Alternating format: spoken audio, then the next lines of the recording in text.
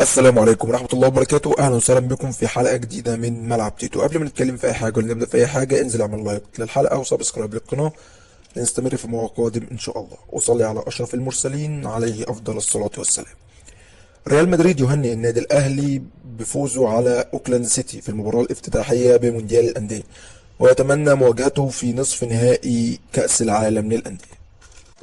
أشار طبيب الأهلي إلى أن محمد هاني قد تعرض لكدمة قوية في العضلة الأمامية خلال لقاء أوكلاند سيتي، وأضاف بأن محمد هاني خضع لفحص طبي أظهر هذا الفحص سلامته من الإصابة، وبالتالي تأكدت جاهزيته لمباراة سيتال الأمريكي في ربع نهائي مونديال الأندية غدا بإذن الله تعالى.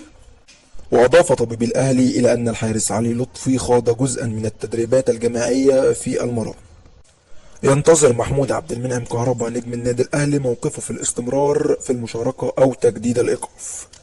حمزة المسلوسي لاعب نادي الزمالك خارج حسابات النادي في مباراة فاركو بسبب الإصابة. الزمالك يدرس التقدم بشكوى للفيفا ضد اتحاد الكرة لقيد لاعبي.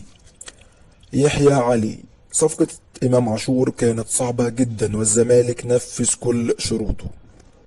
سيد عبد الحفيظ مدير الكرة بالنادي الأهلي: مونديال الأندية يبدأ من مباراة سيتال الأمريكي غدا بإذن الله، لأننا ليس متعودون على المشاركة في البطولة من الدور الأول، وأتمنى استمرار دعم المغاربة.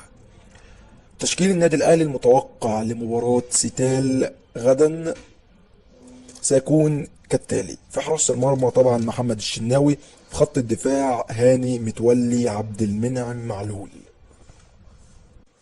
وفي خط الوسط حمدي فتحي اليو ديانج عمرو السولية، في الهجوم على اليمين حسين الشحات، وعلى اليسار احمد عبد القادر، وفي الهجوم في مركز المهاجم سيكون محمد شريف، ولكن اتوقعها بنسبة كبيرة ان هي تكون كهربا يبدأ به من بداية اللقاء، لان هذا اللقاء مختلف تماما عن لقاء اوكلاند سيتي، وسيكون هذا اللقاء أصعب من لقاء أوكلاند سيتي.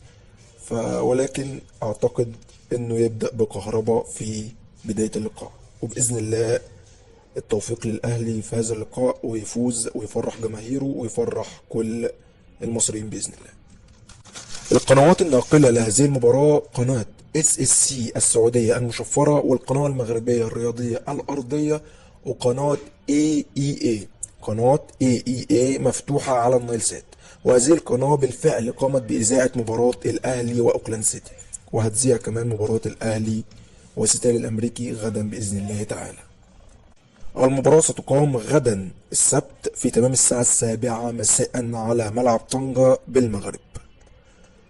يلا بينا نتحدث وأقول لكم عن نقاط القوة والضعف لفريق سيتال الأمريكي.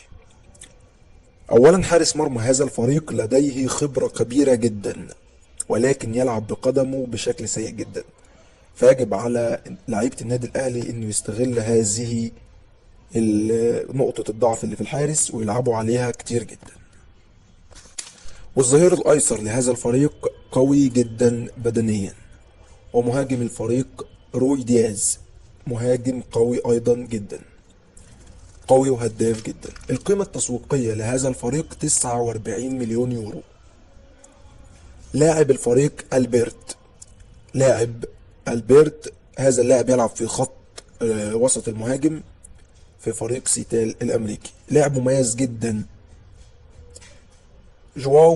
اللاعب جواو بابلو ده لاعب خط وسط الفريق يتميز بالخبرة العالية، ولكن في بعض الأحيان يكون نقطة ضعف للفريق في وسط الملعب للبطء الشديد في تحركاته، وكثير من الأحوال يعتمد على الكرات الطويلة. اللاعب الوحيد الذي لم تخلو تشكيلة سيتال الأمريكي الأساسية منه وهو اللاعب جناح أيسر مميز جدا. لاعب جناح أيسر مميز جدا ولديه القدرة على الاختراقات ومهارة عالية جدا وسرعة ومميزة، وعنده التسديد قوي جدا، وهو اللاعب جوردان موريس. اللاعب ده لاعب قوي جدا من أقوم في هذا الفريق، جناح أيسر. هذا الفريق لديه عناصر مميزة جدا وقوة بدنية عالية، ولكن أيضا لديه نقاط ضعف.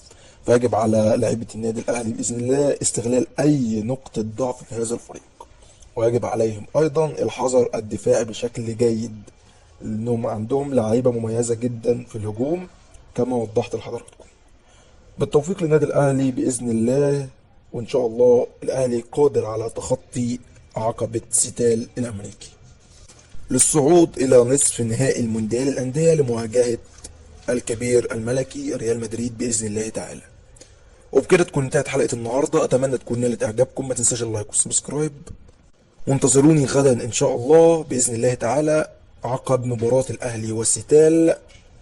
والسلام عليكم ورحمة الله وبركاته.